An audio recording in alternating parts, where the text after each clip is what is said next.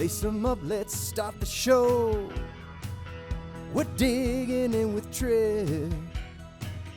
We're digging in with Trip. We're digging in with Trip. We're digging in with Trip. We're digging in with Trip today, yeah. Now, this is going to be a fun one. Welcome to another edition of Digging In. Momentarily, we're going to grab our shovels with the great Ron MacLean. Boy, an icon in Canada, along with the great Don Cherry. They have formed, until recently, I think the greatest partnership in the history of hockey television. And I think his genius extends to so many different facets of the great game of hockey. Just a brilliant, brilliant human being, Ron MacLean. So we're going to get to Ron, and we'll talk about Don, among other things, in a few minutes. We're able to do so thanks in large part to our presenting sponsor, the New Country Auto Group, newcountry.com, with automotive dealerships spanning from Connecticut, New York, Pennsylvania, Maryland, right on down to Florida. Beautiful, beautiful cutting-edge new Ferrari dealership on the west side of Florida in Naples, whether it be Ferrari, BMW, Mercedes, Smart Car, if that's your thing, Lexus. New Country has you covered. Family-owned, family-run, family theme, from top to bottom, left to right, newcountry.com. Remind you, as always, to check out our ever-expanding merchandise site, digintrip.com. I had this zip hoodie that was inspired by former Dig In guest, the great Brett Roy Hobbs Hedekin. And beyond that, can you please continue to rate and review our show on all audio platforms and on YouTube? Any and all feedback, whether it be complimentary or constructive, whether it be criticism, it's all good. So please, I ask you to continue to communicate from that standpoint. Without further ado, can't wait to do this. Let's dig in with Ron MacLean. Well, this is particularly special for me because as a young aspiring hockey player, I grew up with this guy. And, I just got off the horn with Rod Brind'Amour where I said, if there was ever a time I wish this guy was in my seat conducting the interview, it's now. Ron MacLean joins me. And Ron, so I can settle right in as I do every episode, I ask you, how do you define digging in? Research. How's that sound? I think the prep, I was taught early, Trip, by a guy named Wayne Heinrich was his real name, but on radio he was Wayne Barry, the pseudonym. Anyway, he was my boss in Red Deer, Alberta, and early in my career he said, Ron, for every hour you're on the radio, you got to prep for 10 hours. I thought that's outrageous. But as I found over the years, it may not be that ratio, but it's kind of like that. All your confidence comes from your preparation, and it's the same as a player with the little details of, the many reps you put in are the result. And it's the same with us, and you do it to the point of exhaustion, and you do it to the point of screwing yourself up, getting in your own head and in your own way. But it also, once in a blue moon, leads to just that moment of epiphany, that little nugget of research that makes everything, and the viewer appreciates it, or the guest, as you know, Trip, could be you're doing an interview and you bring up something like in the case of Roddy Brind'Amour. We'll talk about his dad, I'm sure. But anytime I referenced his father, whether it was at the Olympics in Nagano in 98 or during the great runs with the Hurricanes as a player, any mention of Campbell River or Bob, well, that just sent Rod Brind'Amour to a new level. Well, before we actually get into the meat of this thing, because we were just talking about him offline, and Rod, his words were, it's the little things that you always remember. And the way you looked after his dad, Bob, unbelievable personality in Nagano. Talk about that. I got to hear this one. So the scene is, it's the Canadian Olympic team has bowed out to Dominik Hasek and the Czechs, and Hasek stole it. It was an unbelievable situation. Canada had defeated the United States. They had a famous soiree after they got knocked out and kind of trashed a hotel room, which every Olympic athlete does. But anyway, they got busted. So that was the first threat of the Olympics. And then Gretzky and the Canadians lose in the shootout. Shanahan has the last opportunity, and he's stopped by Dominik Hasek. We had Patrick Roy in our goal for Canada, and he's probably the greatest overtime goalie in history and they had Hasek, who is by far the greatest breakaway or shootout goalie in history. And he knocks us to the sidelines, and we all go after the Olympics to this little bar. And I remember grilling Steve Yzerman about what had happened, and nobody really had an answer other than Hasek. And you know that from the 2002 Stanley Cup when Carolina was fantastic, but it was all Hasek. Anyway, Bob Brindamore, Rod's father, was there, and he's a great hockey player. In fact, I'll show your viewer, a lot of folks won't realize that Rod's dad, Bob, there he is, hoisting one of his many trophies won playing senior hockey in British Columbia. They are from Campbell River, which is on the extreme west coast of Canada, Vancouver Island. But he played over in Prince Rupert. And here's another shot of his father. Oh, that's him. Isn't that great? Isn't it great to see his dad? And his dad was third in scoring in, I want to say, 1974 in the Loop. The number one guy was a black hockey player from the Maritimes in Canada named Bill Riley. And Bill would get a shot on Boxing Day. It was 14 years after Willie O'Ree that Bill Riley and Mike Marzin play in the National Hockey League, and they play for the Washington Capitals together. So two black players together in 74 on Boxing Day. And Milt Schmidt was the GM. So Milt Schmidt had been in Boston when Willie O'Ree got his crack in 58, and he was in Washington when the next two black players would come in. But anyway, Rod's dad and Bill Riley, they were the phenoms. And everywhere in senior hockey in British Columbia, you say the name Brindamore, it's not Rod that comes to mind, it's his father. That is wild, because he's been my consigliere. I had a long time French girlfriend, Ron, and when she came and she only spoke French, I had her sit with Bob and Bob's better half, Linda Brindamore, for some Canes games so she could speak French to him. Well, in fact, sorry to interrupt, Trip, but that bottle next to the Stanley Cup, is that a Lafitte Rothschild? I can't make out what it is. My eyes aren't that good. You know what, Ron? It is. And I'll tell you the quick story. My dad, God rest his soul, who was a huge fan of yours, because even though we were in the U.S., in Detroit, right across the Lake St. Clair and then the Detroit River from where we were was Windsor. So I was talking to Brian Ralston today because we were teammates, and we'd always be in the driveway and come in the first intermission for Coach's Corner. Anyways, when I finally made the travel team in Adam, Squirts in the U.S., we voted as to whether or not I could play travel hockey. And my dad voted no. My mom voted yes. So he got overruled.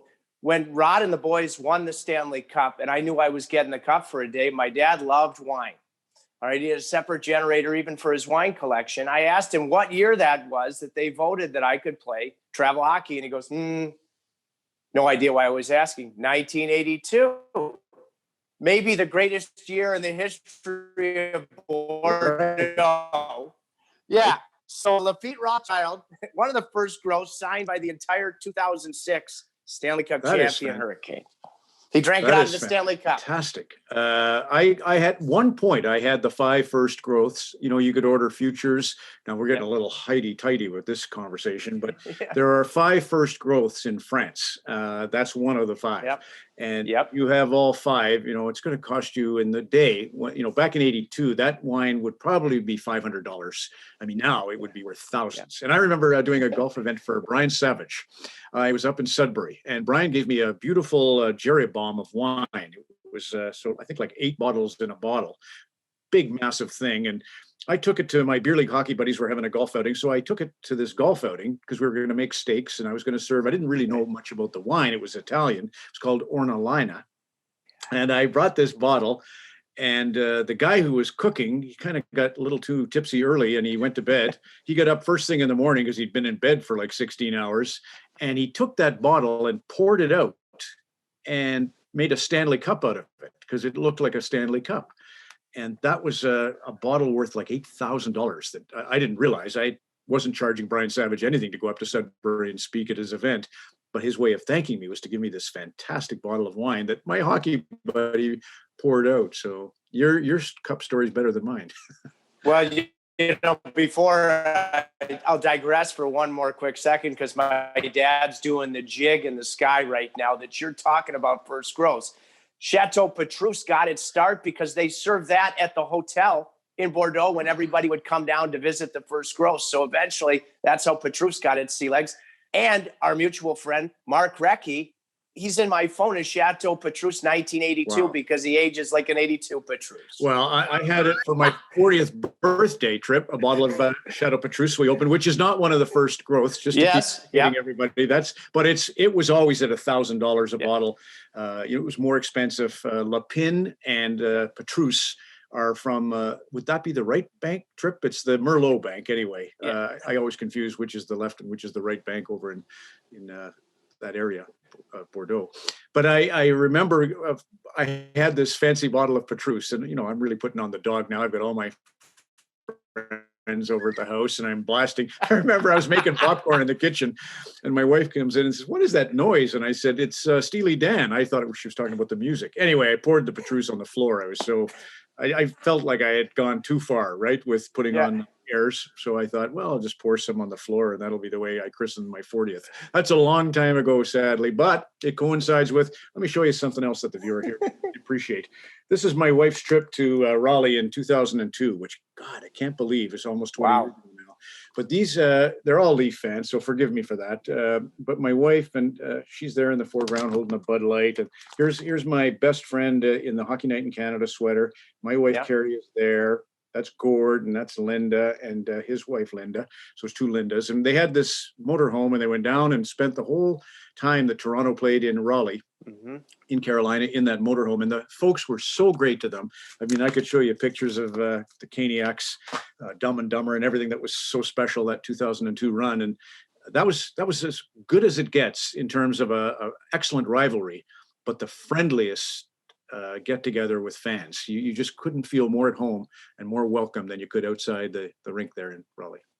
It's a perfect time to actually pull this up. Now it's huge. Okay, so I was playing college hockey and we had a few.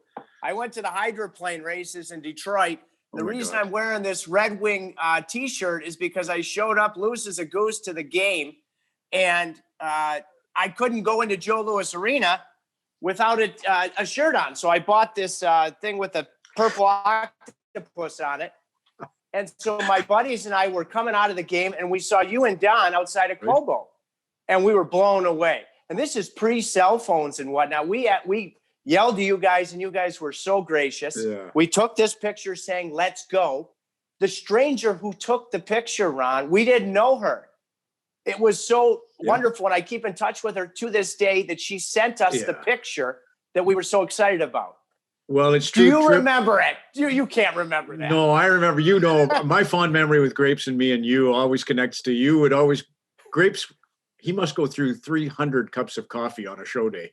And you were always great to have coffee for Don and me when we would arrive at the arena for the morning skates. And, you get into that wind tunnel by the Zamboni. It's like literally you're back up in Red Deer, Alberta, when you're standing at the rink for the morning skate. And the coffee hit the spot. And you and I, we would share stories with John and whoever else happened to be, John Forsland.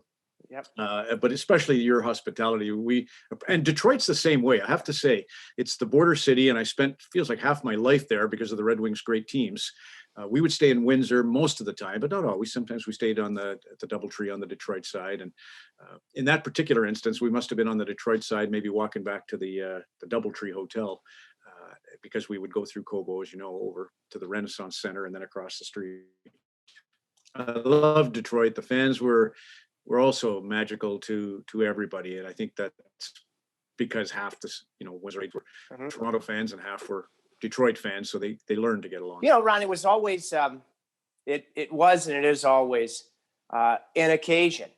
When you and Grapes would show up in the building, that meant it was a big time game. Could you feel that, number one? And number two, can you remember one particular occasion where you especially felt it? Well, Grapes, he was like bigger than life. He is a Santa Claus type of a presence everywhere he goes. And I remember being in Utah for the Olympics in 2002, and we were driving out to a little city called Provo, Alberta. Provo, Utah, and that's where Canada was going to play Germany. They only tied them. They barely got through the first few games. But we were in a motorhome driving out to Provo for the broadcast, and Don, big collars, he's like a lighthouse. And there are people literally all over the highway trying to take photos of Grapes. And I mean, he is and was, that's special. I had the badge trip of being associated with Hockey Night in Canada. That was the only cachet that I really held. And I was obviously the straight man to a really incredible performer. Don's, I look back on it now, 33 years. And I mean, there would be times we would do a show trip where Grapes would have basically clamps on his jacket to have it just right. And, we missed the first 10 minutes of the game while he got the lighting all set up in the studio. And he was such an actor. He knew his hockey, and he knew, the nuts and bolts of what makes a guy courageous or not. But his best attribute by far was he studied actors and actresses endlessly. That's all he read was biographies of Hollywood stars. And how, do I appeal to the audience? So he knew his audience, and eventually, as not to get into it, but what kind of did us in is that the world changed. The audience, not so much that the audience changed, but the medium changed. It was no longer just mainstream television. It was now social media. Yeah. And our message going out was sometimes a little, suspect. It didn't take long for a greater reach of viewership to sort of call us on some of the shenanigans. It works in a dressing room, and it does with maybe the closed ranks of a hockey community, but it didn't work on a grander scale, and it got us in hot water. And Grapes, bless his heart, at 86 said, screw it, I'm done. But we miss him, and he's good. I just was over, his birthday was on February the 5th, and I dropped off a Boston Peak cap and a scarf so he can wear to walk the dogs, and 6-pack of light beer. Yeah. And, we're good, and he's great. He can do his podcast with his son, Timothy, say what he wants. And yeah, it's too bad. It kind of ended in a very clumsy way, but in a way it was, he kind of went out like Bobby Orr. He went out on top.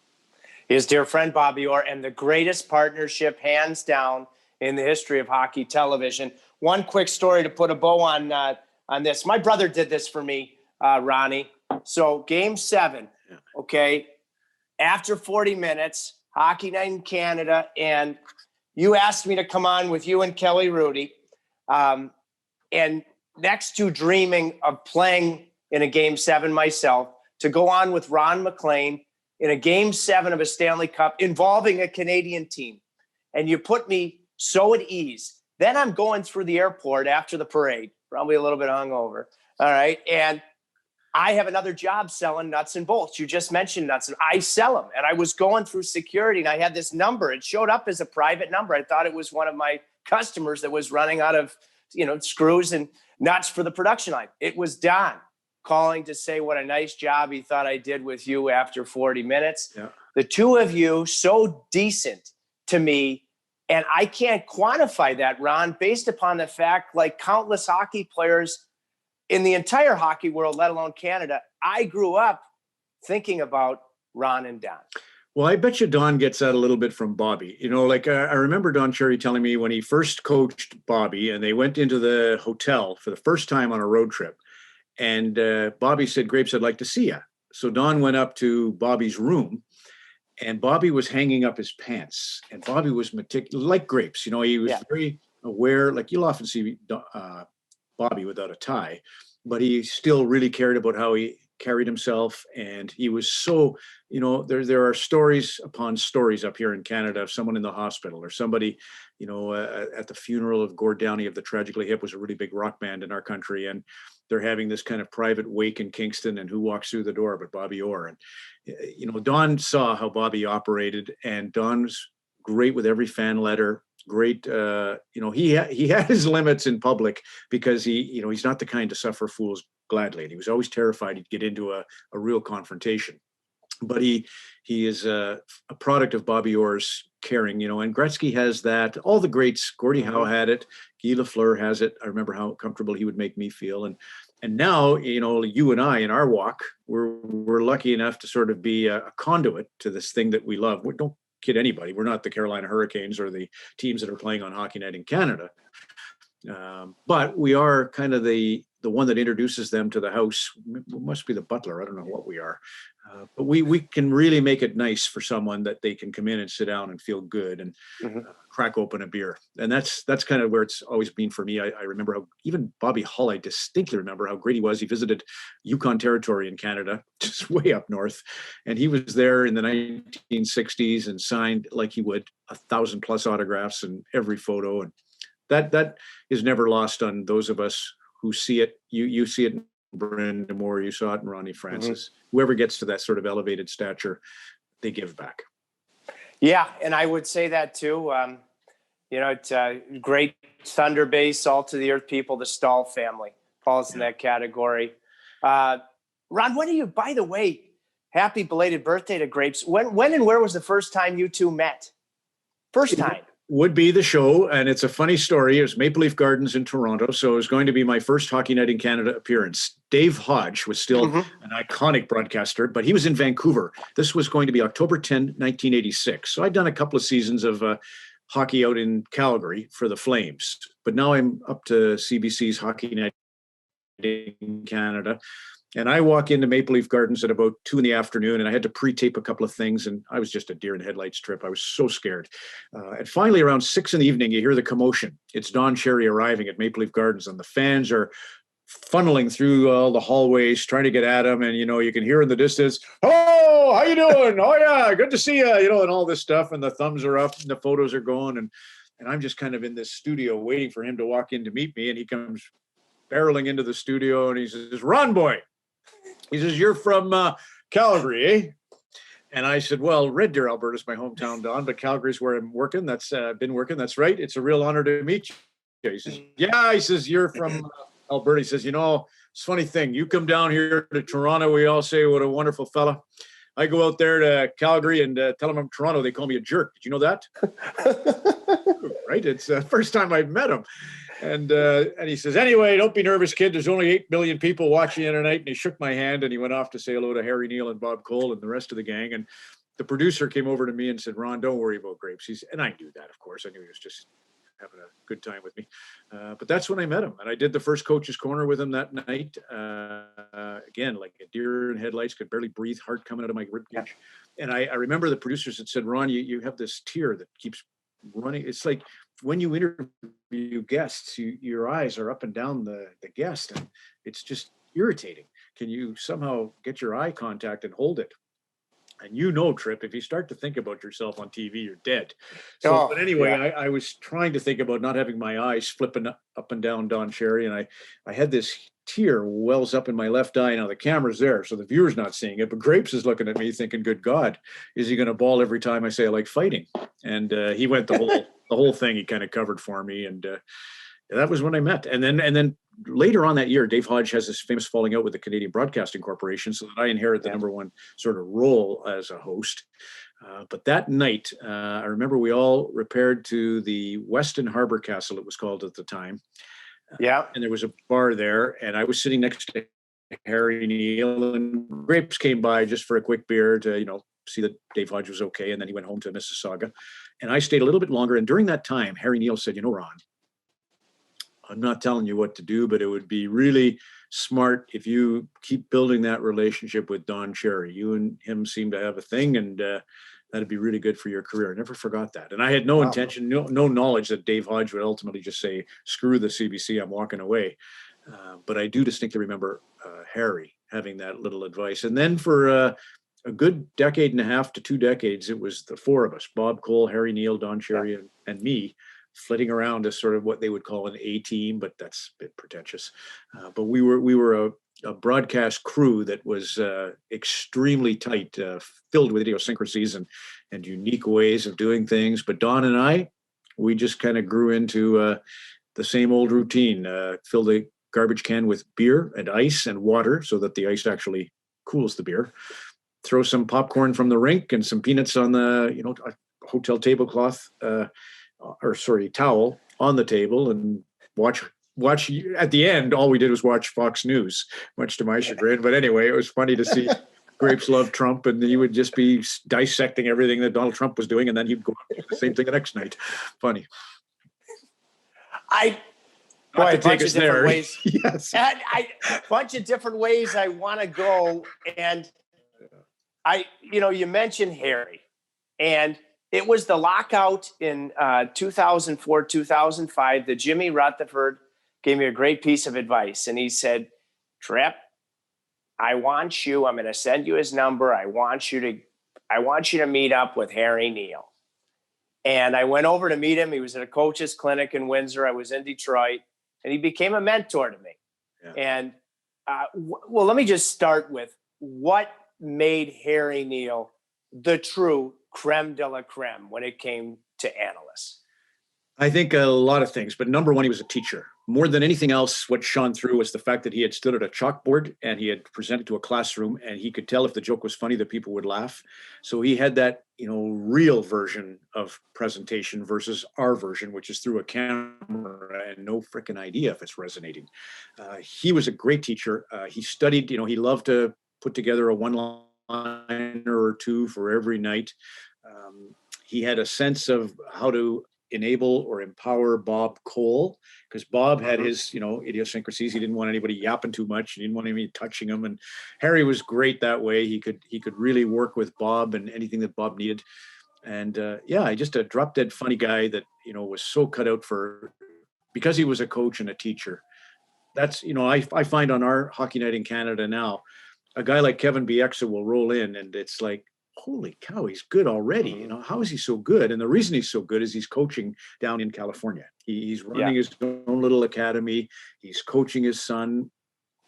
And he's just got that ability to communicate what it is he's trying to get across. And Cassie Campbell-Pascal can do that. Jennifer Bottrell from Hockey Canada, whose father was a sports psychologist. You get those teachers. Paul Maurice, what a great interview he is. Both his parents are teachers. And it's right there for folks who found teaching as their first love. Paul Maurice, who some of his fondest memories were living right in your neighborhood when he was coaching the Leafs. Yeah. He's on the board of directors of your fan club, one of the greatest dry sense humors. One quick one I got to tell you about Harry.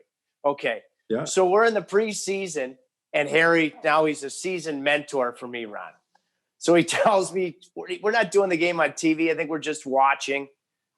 And I'm with John Forsland, and he looks down at Nathan Gerbe, who played very well for Carolina, and he goes, Trip, that's the only guy that's ever had a concussion that was a lower body injury. Okay. Okay. So the Canes get smoked in Buffalo. Then we go and play Montreal in a neutral site game in Quebec City, smoked. All right. Now Jimmy Rutherford, he's got smoke coming out of every orifice that there is. All right, so the Canes finally win the game in Montreal. They had Jay Harrison playing on their blue line. So I get on the plane. I figure it's after a win. I can finally tell Harry, who is one of his favorite people on planet Earth, hey, Jimmy, get a load of this one. This is what Harry said. And I told the joke. And Jimmy goes, Harry shouldn't be telling jokes. He should worry about his own game right now. He thought I was talking about Jay Harrison. Oh, that's funny. Yeah. No, Harry and I used to go trip and sit in I remember for some reason, Boston in particular, we stayed in Cambridge on the campus basically of Harvard University. And there was a little bar there that Harry and I would go and sit and talk. And it was really the funniest thing because the bartender and the waitress both spoke Chinese. This is way before Chinese immigration became such, especially in Canada, a prevalent thing. And when they would talk to us, they would talk English, but when they were talking to themselves, they were talking Chinese, which just blew our minds. And Harry would tell me about, his first marriage and about his life and about his kids, and then his second marriage to Peggy and the new family, and what it was like to be, late 50s, 60s, and having to raise a young family again and to have your second career. His whole life had been hockey, and now he's broadcasting, and he would teach me a little bit about what was coming down the pike.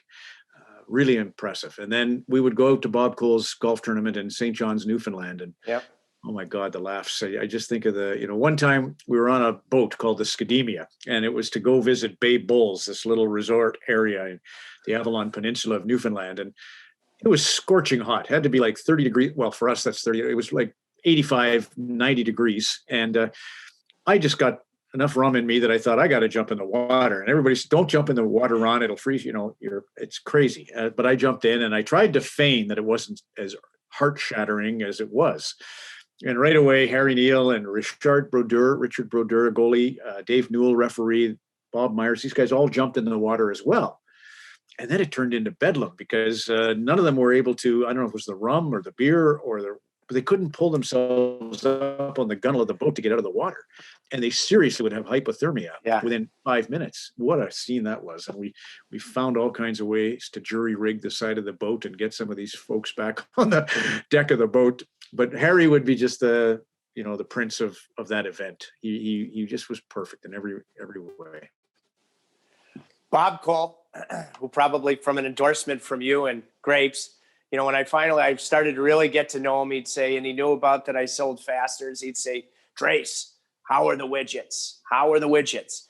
And Bob, what a voice. On the top of Mount Everest of play-by-play guys, how do you define Ron, his greatness? Well, I heard him as a 26-year-old. We were doing Rogers Hometown Hockey's a show we do up here with Sportsnet. So we go to communities all around the country on Sunday nights and do a game with local storytelling as the backdrop. And we were in St. John's, Newfoundland, his home city. And we played a play-by-play account of him doing St. Bonaventure versus St. Patrick's, a high school match, senior hockey match in Newfoundland in 1960 when he was 26. And he sounded the same as when he did the Stanley Cup the last time he did the Stanley Cup. He was incredible. Cadence, he'd gone to visit the great Foster Hewitt. He, again, was just relentless in his preparation, his studying the craft. He was meticulous about getting the names, the pronunciations to a point of irritating. He was a fun drinker. Like I would normally, early in when the group of four, Grapes would go and do his own thing in his room. Again, as I said, he didn't like to socialize because if somebody said something, he was after something. Bob was a little bit the same way. He'd go to his room. So it was usually Harry Neal and I and the technical and production teams in the bar. And then when Harry would call it a night, which was not, maybe 5 or 6 in, he'd go to bed. I had to keep going, right? So I needed a buddy. So I'd go knock on Bob Cole's door. And I'd go into Bob's room and we'd sit and talk. And again, he would prepare me for, some of the things that would happen in my career. I'll never forget the first time I drank with him was in Montreal, and he said, "Ron, just be prepared. New brooms must sweep. So every time Labatt takes over or Molson takes over or somebody takes over, get ready. They'll clear house."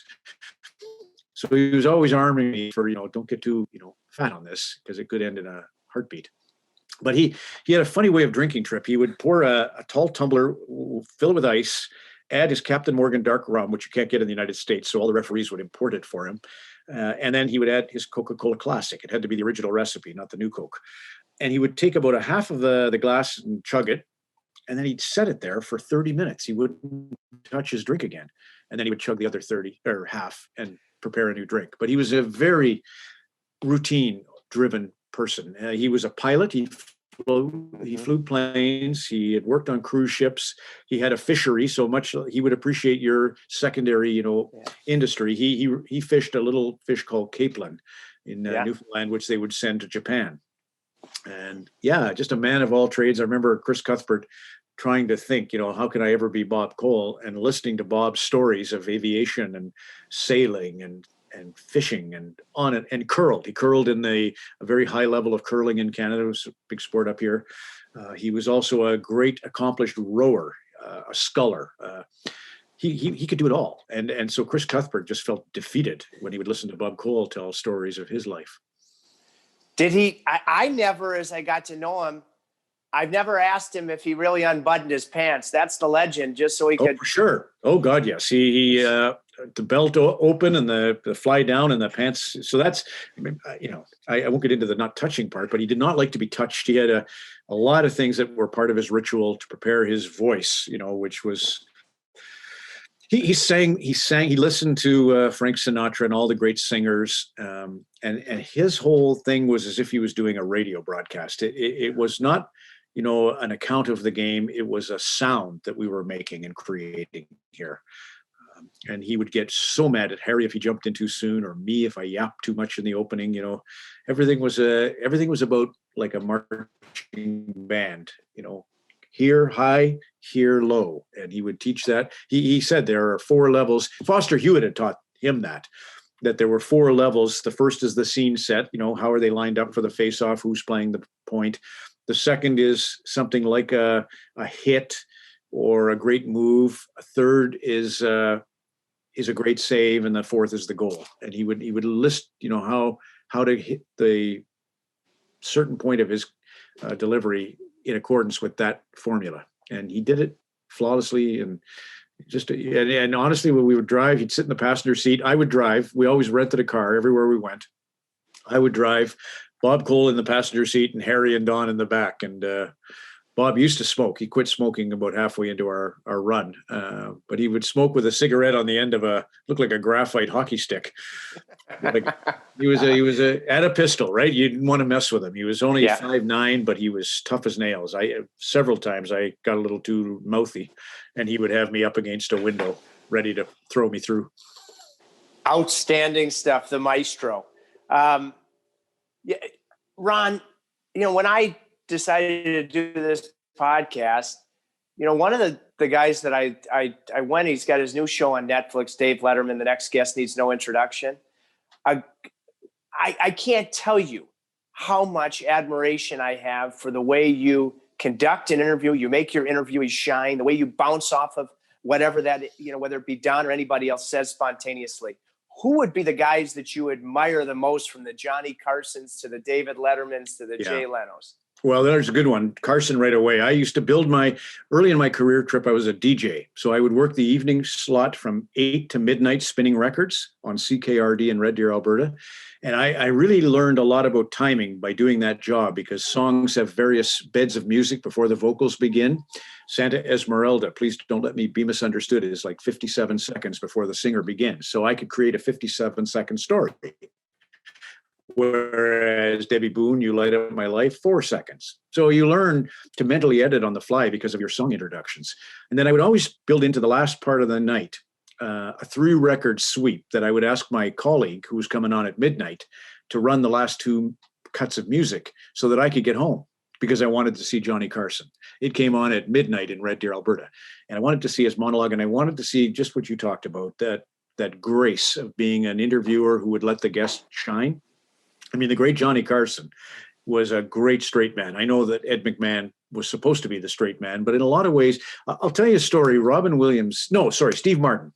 Steve Martin was preparing to go on the circuit. He would do Merv Griffin's show, and I'm not sure who all had shows in that era, but certainly Johnny Carson's The Tonight Show was going to be a crowning moment in his little tour of late night talk. Mike Douglas.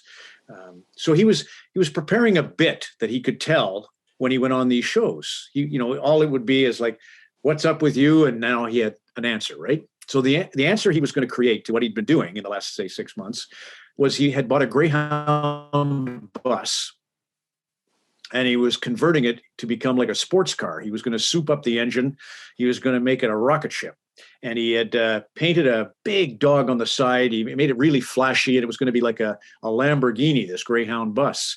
And his thinking was that he could pull that bus up to the curb, and let's say there's an attractive woman on the sidewalk, and he wanted to say, hey, you want to get in the back seat? Well, the odds are 43-1 because I've got a Greyhound bus.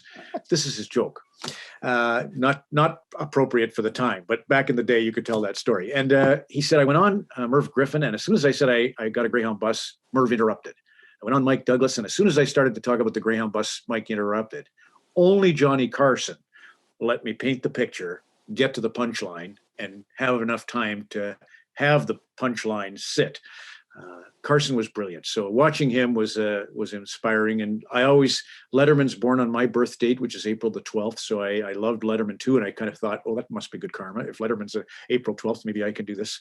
But Carson and Hodge over on the Hockey Night side, just for the penetrating research that I could tell went into the work he did. And then we had a lot of local sportscasters out in Red Deer, Alberta, who I thought were very gracious. I think the way you and John had always done the broadcasts was that, very warm approach. And my heroes out west, guys named Ernie Afghanis, and, there's just a bunch of them that were. John Wells was out there in Al McCann. they were all people you felt you could go and knock on the door and borrow something or have a beer with. Mm-hmm. I'm just sitting here and, some of the greats that have that aura, you talked about it earlier. And I was at the draft a couple of years ago when Andrei Svechnikov got drafted. And I was telling a story, I think, about somebody I was dating to Rick Tocchet and Johnny MacLean and I think Rod, and all of a sudden tap on my shoulder and it's Wayne Gretzky. And he felt the need, hey, Tripp, how are you? Wayne Gretzky. He introduced himself. I mean, he has that charisma. Is there a story that jumps out to you over the years that epitomizes Wayne Gretzky? Oh gosh. Yeah. I remember, recently when Dustin Johnson won the Masters at Augusta, I was so excited, not to drop names, but I texted Wayne, I can do that, right? And I wanted to congratulate him. And he sent me a little video that his wife, Janet, had shot that morning. They were all staying together in Augusta in the house they rented. And he showed me the twins, or not the twins, but Tatum and River, the kids, leaving the house first, and then Paulina. And then Austin is Dustin's brother. And Austin was wearing 99 on the back of the shirt underneath his caddy suit. And then Dustin Johnson. And Wayne sent me that, and he was so excited about the Masters. And, when you're around him, his love of all sports, he's like Bobby Orr too. He's probably phoned every gold medal winner Canada's ever produced. He loves sports. He was a great cross-country runner. People know he was a good ball player, but his best training was his cross-country running. That's where he got the big engine, the heart, that allowed him to play in the 87 Canada Cup, 3-minute shifts and not bat an eye. He's just endlessly kind, and he's funny. I remember Mario Lemieux. This is again a story. I'm not sure if it's appropriate for 2021, but so we're in Edmonton, and it's the All-Star game, would be 1989. And this is the first time that we're going to sit down, Wayne, with Mario and have an interview, because it was kind of getting out there that Mario was taking the mantle from the great one. So it would be a little bit of that, I wonder how their egos are going to coexist when they sit down together. And so Wayne was late, naturally. Mario and I are making awkward small talk, and Mario's looking at his watch. And when the hell are we doing this interview with Wayne Gretzky? And finally, Wayne walks in and he says, hey, I heard you did Playboy magazine this week. And Mario says, yes, I did. He says, have you ever done it? Says, I absolutely did. He said, I did it in 1985. They say it was the second bestseller to the Marilyn Monroe issue. Anyway, he says, what happened to me, Mario, is I'll never forget it. The guy came to my house and he put a tape recorder on the coffee table. And he said, now, Wayne, I'm going to record the interview so that we get it right. If there's anything that you don't want to answer, just tell me, no comment, or say, I just don't want to deal with that subject. And he said, and if there's anything you don't want to have on tape as having you say no comment, or I don't want to answer that question, which could be, construed as somehow defamation, then you just go like this, wave your hands, and I'll turn the machine off. So there's no record of any of it. And Wayne says, fine. So they start the interview, he said, and it's going along, and I'm a little uncomfortable because, what do you like, blondes or brunettes, or, what's your preferences? And what do you think is a dazzling night of romance and sex, and all these crazy questions that Playboy magazine would ask. Finally, the reporter says, and how are you, what's your stance on monogamy? And Wayne waves his hand. So that it's, and the guy turns off the machine. He says, well, that's the damnedest thing. He says, you don't believe in monogamy? He says, no. He says, what is monogamy? And so he told that to Mario Lemieux to loosen him up, right, to get him. But frick, the interview was a disaster. Everything I asked, Wayne would give an answer first, and then Mario would say, like Wayne said. But it was a great moment of Wayne making someone comfortable, and he does that. In fact, he said, I couldn't coach because when I was a player, I could make the fourth line guy feel like he was the fourth line star. But when I was the coach and I had to tell the fourth liner, you just sit there, or worse, you're not dressing. No good. I couldn't do that. Great point. Oh, that's good stuff. Okay. I reached out to one of your dear friends, Brad Richards, today, saying I was going to dig in with you. And I didn't want to interrupt Sidney Crosby during his nap. But when you think about Sidney, you spent so much time in Red Deer, so you're a Westerner, but you have your maritime black belt as well. What do you think about with Sidney Crosby? Well, funny enough, I was at Brad Richards' golf tournament in PEI, and we were out at Brudenell and Dunderave are the names of the golf courses. And we'd had a big night the night before, lots of shenanigans. So I was a little jagged. And I get off the bus that delivers us from Charlottetown to the two golf courses. And there's a massive group of children who are going to be both caddying and following all of the celebrities around the golf course. And I had stuffed my golf bag with little teddy bears, NHL teddy bears, to give to the kids. Now, I didn't have enough for the number of kids that were there, but I spent, I don't know, 40 minutes sweating to death. You know how you do when you're a little hungover. So Yeah. I'm sweating to death, and I'm dealing with the children. And I look over to my right, and there's this 18-year-old kid, Sidney Crosby, watching everything. Watching what does Ron do with the kids? What does Brad Richards do with the kids? It was really interesting. And then the next morning, I'm in the little fitness center of the hotel we're staying at in Charlottetown, trying to pull myself together. And there's Sidney working out. So right away, I saw how attentive he was to the role that was coming his way, and he understood that. I remember favorably the Nashville Stanley Cup run, just going to the practices with his parents, Troy and Trina. Don, Trina, Troy, and I would walk back from Bridgestone Arena to the hotel, the Omni, right across the street, and talk about everything under the sun. They didn't miss a practice. They didn't miss a morning skate. They didn't miss an off day. Even if Sid wasn't part of it, they were there in the arena. It would be Don Cherry, myself, and the Crosbys. And even last night, I was listening to Connor McDavid talk about his 500th point, tying Crosby at 369 games, right? And he said, well, he was trying to bluff that he cared. And he said, but I did, I talked to my mom, and then my dad, he stays up late, so we'll talk later. And I just thought same thing, that, that bubble for McDavid and Crosby and the trust of mom and dad never leaves. It's such a unique path that they're on. And I know that Wayne, Walter had a bit of a spill recently, and he was home to see him. I think, they're all very connected to, same with Brad Richards. He literally came back to the East. He had a good thing going in Dallas, and he got a great offer from the Los Angeles Kings to go play there. They threw everything at him. The great late Kobe Bryant did a presentation to Brad Richards. Morgan Freeman emceed the presentation video. They gave him Eagles guitars. Glenn Fry signed guitar. They did everything to try and woo a membership at Sherwood, Wayne's golf course, everything to get Brad Richards to sign in LA, and he wouldn't. And the reason he wouldn't is because his father in Prince Edward Island is a lobster fisherman and could never stay up till 3 a.m. watching hockey. So he came back to the East, for the sake of his mom and dad. Do you know, Ron, because Brad Richards, your dear friend, and Roddy Brindamore are both former Notre Dame Hounds. Right. And when Rod not first got traded, but right before the lockout, Rod and I went to dinner in Denver. And he, at this point, he wasn't the captain yet. Peter Laviolette, I think, had just gotten the job. He wasn't playing. I don't even know if he was playing in the top 6. He was going through a difficult divorce.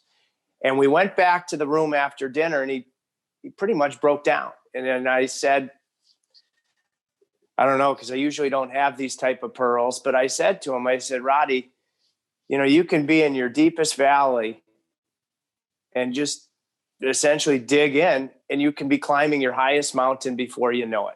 Mm-hmm. And in short order, he was the captain and was hoisting for him the elusive Stanley Cup. So then I had gotten to know Brad through a couple of mutual friends that golf with him when he got bought out by the Rangers. And I shared that story with him because they were both former Notre Dame Hounds. And when Brad then won in Chicago, he told me that was very meaningful to him. I mean, these are just salt of the earth human beings, Ron. I mean, that's been a theme in everything you've said. Do you know their Notre Dame motto? The Latin motto is struggle and emerge. That's so they've always been schooled in that idea that you are going to hit these walls, but you will emerge. And I can't tell you how great it was to see Brad make that no-look pass to Kane to seal the cup in 2015 and get him back, because that was a real bit of I talked to him a lot during that hell he went through with John Tortorella, and he likes Torts, and he understood that, these are the things that Torts does to sort of go at guys who have such strong leadership ability there ultimately still can only be one wolf with its tail in the air, and that's going to be the coach. And he said some awful things about Brad. He's not always about Brad, you know. And I said, geez, John, you know, he single-handedly almost won you that cup in 04. Can't you be a little gentler when he's struggling? But that's towards, you know, that was what he felt was needed to kind of light a fire under Brad. Brad sees it, knows it backwards and forwards. He's just such an impressive human. He learned his French in that short time at Rimouski, and that was another thing that would strike me when we would go down to Brad's golf tournament, is he probably had a little bit of a hangover too, although he's very disciplined about when and where. But he would speak the French, you know, and host for all the Francophone reporters who were there covering Crosby, etc. Yeah, he's such an impressive guy, and I mean, just, you know, I had asked him about Crosby. He said when Sid came to the Allen Andrews Hockey Academy as a 7-year-old, Brad at 14 was an instructor. And he said the only reason Sid wasn't an instructor is because he was 7.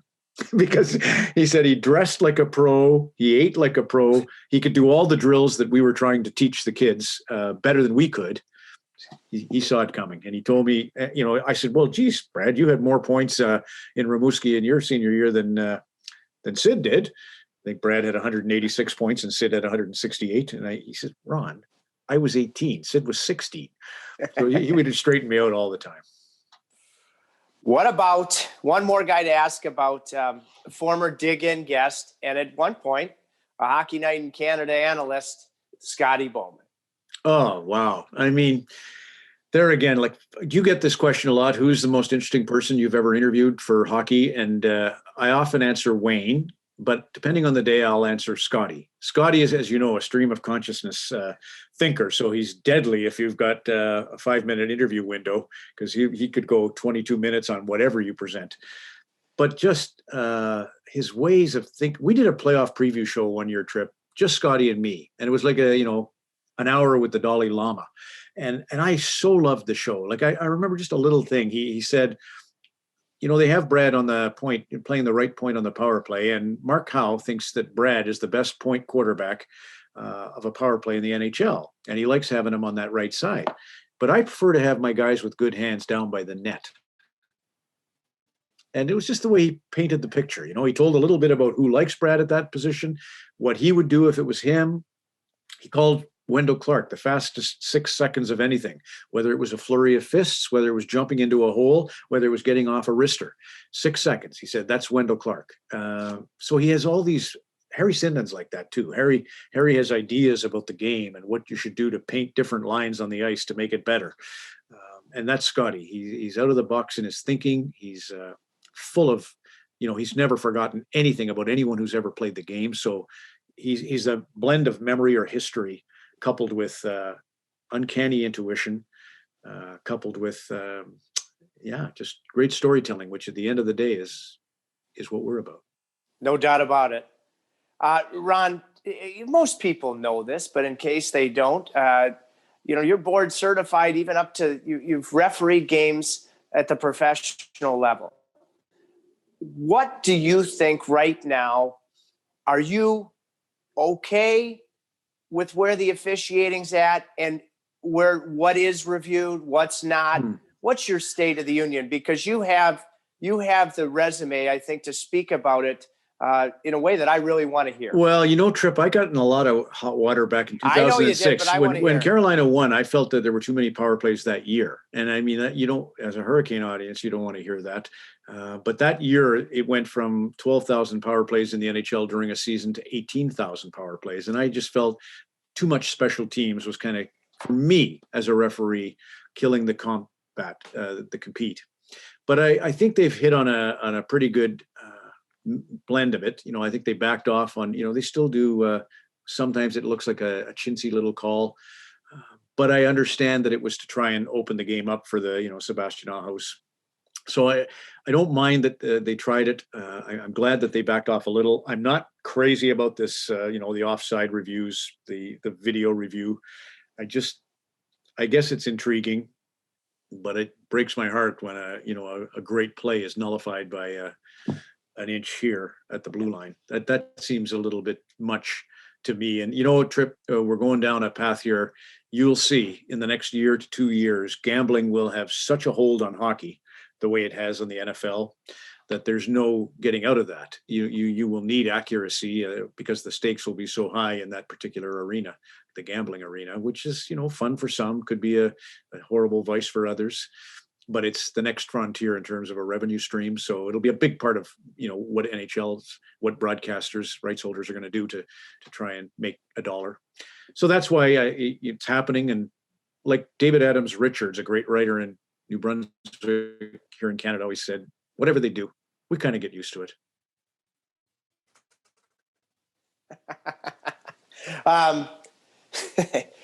Hometown hockey, Ron. Okay. It's so consistent with you for those watching on YouTube, because you are, I know we talked about Great Bordeaux, you are a salt of the earth guy, period. End of story, through and through. How much have you enjoyed that? Oh, well, that takes me back to Bobby Hull visiting Yukon Territory when I was a boy. And I got to meet Bellevue as a boy. I got to meet Whitey Stapleton, the late Whitey Stapleton. Bellevue's gone now too. Just the pure pleasure of an outdoor rink. I was just lucky that I got from 4 to 8 years of age to live in a place where we had ice for 3 or 4 months. And it's just such an experience. It's funny. I refereed, and there's a guy here, Ron Foxcroft in Hamilton. He's under the hoop when Michael Jordan scores his most famous basket with North Carolina. And Jordan, I often think, Michael, if you could only skate backwards, you have no idea. You dance and you are the best, but I would love for you or LeBron James to experience what it's like to skate backwards. I was just watching a little bit of Hedekin the other day, and God, he could skate, and Paul Maurice, you asked Paul Maurice, what was his aha moment when he got to the National Hockey League? And of all the guys that just blew his mind was Kapanen. Sami Kapanen's skating was just, to Paul Maurice, unbelievable. I love skating, and I think that's, to tell those stories of people experiencing the guts of hockey, the grassroots of the game is a privilege. It's my way of giving back.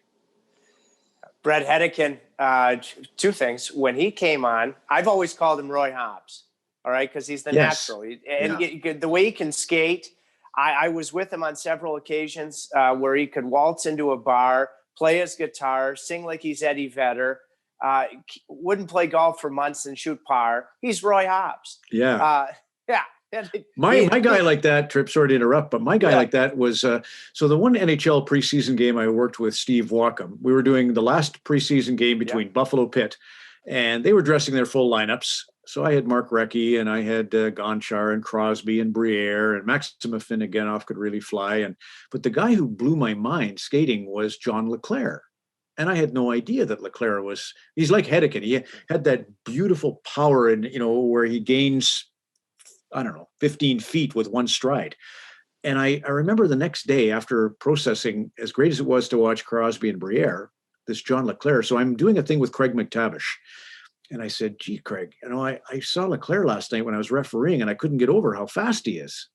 Was he always like that? And he's, no, Ron, the problem with John, he's got a wonky back. So that was maybe 1 in 10 games that he would have his top end speed, but his whole career, he struggled with back injury. So that's maybe why you don't associate him with the great skater. But if he was healthy, he could fly. He could beat Eric Lindros, from blue line to net. I wasn't going to go. I have to now because we're talking about great skaters. And when Paul Coffey was a Hurricane, he set me up with his sister-in-law. Okay, and it went for a little while. But actually, near your place in Red Deer in Calgary, Koff asked me to go to like a conky Japanese steakhouse, just him and me. So they're cooking the food in between us, and he gets serious and he goes, "Hey, Trip, you ready to settle down with Suzanne?" I'm like, "No, Koff, I'm not." And he goes, "Well, cut her loose," which I did. I listened. But, what a skater. What will you remember most about Koff? Well, I did a video with him in Peterborough, and Marianne Watkins was the power skating instructor, and she was doing some shoot the duck shit that Paul couldn't do, but mostly he could do everything. And, of course, what you know about him is he can stand on the goal line and be at the blue line in 2 strides. It was McDavid has the multiple crossovers, but McDavid has that same power. It's just otherworldly first step because Coffee, jammed those feet into the size 7 skates. And he took a pair of skates at that shoot we did in Peterborough, Ontario, right out of the box, not custom cut to any of his specifications, not the hollow, not the rocker, nothing. And he was just electric. And if when you're on the ice with Paul Coffey, Hedekin had that same beautiful, powerful first step. I always like that, to see a guy with that first step. And right now, when you go back and watch Bobby Orr videos, him versus everyone else in the game, very similar to what McDavid's doing to everybody. But Bobby, I would have loved to have seen more of Bobby in my time, but he was just a little ahead of me. As we conclude, I have a couple more things I want to ask you, Ron. But before I segue to that finality, your library, for those watching on YouTube, actually, what Brett Hedekin had a similar setup when he dug in. What's the best book you've read in your library, or period? Your buddy Paul Maurice tried to turn me on to a 1,000-page Winston Churchill offering. I'm not a big war buff or history buff that way. My books a lot of them are about ethics. So my kind of go-to is Harold Bloom, Where Shall Wisdom Be Found? And Harold Bloom was a Shakespeare critic, and he wrote about the way Shakespeare operated was the same as the way Cervantes, who wrote Don Quixote, operated. All the pearls of wisdom come from conversation. So in the case of Shakespeare, Hamlet has his valet Falstaff, and they would, have whatever happened in the courts that day and so forth. And then they would debrief. They would go back and sit. And this is what I always envisaged Don Cherry and I doing back in the hotel room after a broadcast. And we would talk, as I said, much about Fox News as we would about the NHL. But in Shakespeare's case, the wisdom was revealed not in a sonnet, not in a soliloquy, but in a conversation. And Harold Bloom teaches that brilliantly. And the same thing happened with Don Quixote. Was a retired 70-year-old teacher who decided he wanted to be a knight, an errant knight, and go out and do good deeds and save damsels in distress. And he did his first mission, which was a colossal failure. He thought he was attacking giants, but they were windmills. That's the famous tilting at windmills. And so the townspeople felt sorry for the 70-year-old, starting to become a little bit senile teacher. And they said, well, your problem, you need, Don, a squire. No great knight can exist without a helper, a squire. There's a peasant farmer, Sancho Panza. He'd help you out. And so they hook up. And then it's like frolics and disasters, but the talks they have after are filled with the brilliance of a former educator and a farmer who's got the street smarts. And that's, so Harold Bloom, to answer your question. But I also, there's a ton of sports books in that old collection. And if I had to pick a sports book, it would probably be Jean Beliveau's My Life in Hockey. I do love Dryden's The Game. Who doesn't? But Jean Beliveau left me, I remember asking Serge Savard, I asked this question to everybody. If you had one person you could count on about the rules of hockey or about a player assessment, who's got it and who doesn't? Like they always say, Bobby Clark, you want to know who's washed up? Ask Bobby Clark. He's the best at identifying when a guy's gone over the edge. Cliff Fletcher taught me that. So I asked that question to a lot of different people. I asked Colin Campbell, who's your guy? He said, Ken Holland. I asked Serge Savard, who's your guy? He said, Jean Beliveau. And, that's a good question for a guy like Jimmy Rutherford or Rod Brindamore. Who's your go-to guy that you really trust? And in the end, after reading all these books, and it's funny because Beliveau in his book kind of questions Marc Messier's leadership. So I said to Serge Savard, I said, well, you trust Beliveau to get it right, Serge, but in his book, Jean kind of questions Marc's leadership on some particular situation. And Serge kind of put his Coors Light down and he put his cigar out. He says, well, Ron, you are allowed one. So if it was a mistake, you're allowed one. And My Life in Hockey by Beliveau. I would recommend that. I think my horse whisperer is still at 87 is Scotty Bowman. Yeah. I really do. I agree. You can't go wrong with Scotty. Like I said, Dalai Lama. And the funniest, stupidest thing about that show I did with him, the 1 hour playoff preview, I was so happy. I felt like I'd had my audience with Harold Bloom, the Shakespeare critic. Yeah. And then my boss, I won't mention his name because people get mad at him, but he came and said, well, that was awful. It was awful. I thought it was like iconic, but there was no appetite for, that kind of wisdom anymore. Subjective business. Before maybe an hour ago. I went back and watched, and what a clip. You and Grapes talking about, because the Hurricanes were playing at this point. I remember it was a Saturday game against Dallas, and it was everything that is vintage greatness of you and Don talking about the bunch of jerks. All right. And it was so good. I mean, you did the Hurricanes franchise. I mean, Right. my mom must have 10 bunch of jerks t-shirts. What do you remember about that? And then with two salt of the earth guys and Rod Brindamore and Justin Williams, the captain at the time, maestroing it, how do you feel about the Surge? Yeah, well, I never liked the Surge. It's funny. I watched the Leafs screw up against Ottawa the other night, and on the second goal, there was a bit of a selly. And then after the 5-1 goal, they had the top unit out on the power play. And I'm still a believer in that karma. I know it's a great entertaining thing, and that, you know, we should be just entertaining. But I think in the spirit of sport, you have to really watch what you do at the expense of the enemy. And I know, as Rod has taken great pains, and Justin Williams, great pains to explain, we do it off after, you know, we don't do it in front of them and show them up, you know, that way. But I just worry, you know, there's a time and a place. You know, I remember Vegas, bless their hearts, when they got to the Stanley Cup after the first game they won against Washington. They did a round table talking about how great everything is, and it was like, no, don't do it now. You know, do it later, some other time. So that's my theory on the bunch of jerks. And it was Grapes did it in, we were at CFB at Esquimalt in British Columbia. We were doing Rogers hometown hockey, and Grapes was tired. He was worn to a tether and didn't have a whole lot going on that day. And he was disconnected from his home in Mississauga. And so he's a bit ornery, and, you know, he just fired it off like he would. And he's done that a million times about a million different things, but it took on a great life of its own, thanks to the brilliant marketing department of the Canes. And in the end, you know, like, it was all good. Nothing. It's like the David Ayres. Like, I didn't really like David Ayres coming in and playing net in an NHL game. How could you argue with the, you know, everything about the Cinderella story or the Hollywood aspect of it? But for me, it was like, good grief. If Carolina, you know, if Toronto makes the playoffs and Carolina doesn't because of this guy coming in and playing, but it turned out to be fine. And maybe the gods, the same gods that I'm blaming on, you know, certain things going, aha, I caught you. You know, you sellied and you lost. Maybe the gods came and helped Carolina because David Ayres played net. And I'll never forget Sheldon Keefe after that game, how great he was talking about David Ayres and his respect for David Ayres. And that changed my whole outlook. That took me off my high horse, and this is the NHL and you don't deserve. Terrible, right? That is first growth wine snobbery. Me not liking David Ayres playing net. And Sheldon Keefe dialed me back, put me. I was a little too big for my britches on that one. You know what's interesting, Ron? You're bringing me back, because I can still see where I was sitting at the Air Canada Center, or West Scotiabank now.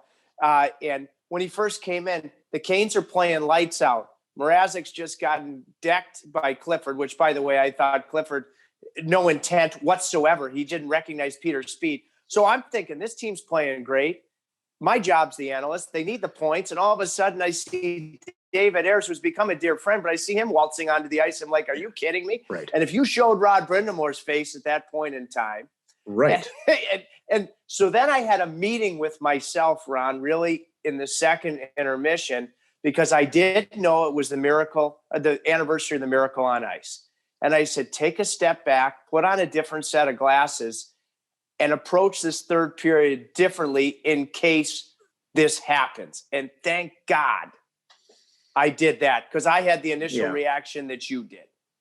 Well, there's a big lesson in what you just said, Trip, and that I'm 61 in April, and I still walk into dressing rooms, you know, at the CBC building or anywhere in my life, and I have that self-talk. Ron, boy, I truly can't thank you enough, because you know, you've taught me to be myself. Slow process, but you've taught me your definition of preparation and the role it plays in digging in. And I'm one of countless kids in Detroit that you changed our lives, and I can't thank you enough for that. I hope you come back and dig in again. And then we can dig in, for one of your April birthdays or some other locale, because that's long awaited. Well, Trip, look, it feels like I said to you, you're younger, but it feels like we've been on this path most of the way together. And it's not me, you know that. Hockey Night in Canada is just a lovely institution that I got lucky to work on that show. Dick Enberg, the great Dick Enberg, grew up listening to Foster Hewitt. So the show has inspired on both sides of the camera. And I feel grateful for that. And I love what you just said there in talking about David Ayres and how you kind of have a pep talk to remember, yes, we're custodians and caretakers, but always try to see that good light. And you do. You've always made it, whether with the coffee in hand, not Paul Coffey's sister, but the one that Grapes and I enjoyed. Yeah, so thank you. It was an honor to dig in with you. Well, thank you so much, Ron. That was awesome. Oh, man. One of my favorite ones, no doubt about it. What's been fun about digging in is it's each and every episode for me has been unique in its own way. Tremendous stuff, Ron, through and through. Thank you to our presenting sponsor for bringing it to us, allowing us to grab our shovels, the New Country Auto Group, newcountry.com, dealerships New York, Connecticut, Pennsylvania, Maryland, Florida, Ferrari, Mercedes, Lexus, Smart Car, across the board. Elite automotive manufacturers, a family-created and family-owned automotive group that does everything with a family feel at every stop along the way of what an automotive dealer should be. So thank you to New Country Auto Group.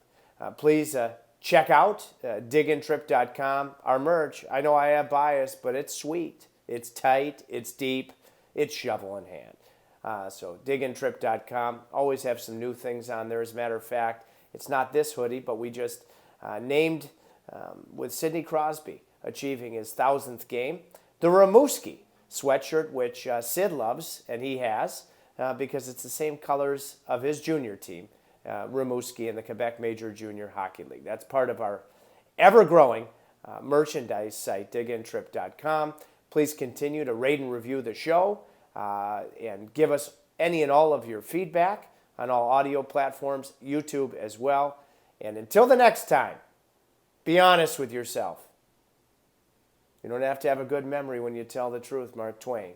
Are you digging in when you look at the mirror? If you aren't, never too late to start.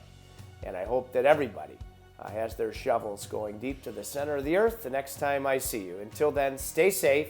Enjoy this very entertaining hockey season, and we'll talk to you soon. We're digging in with Trip today, yeah. Today, yeah. Today, yeah. Today.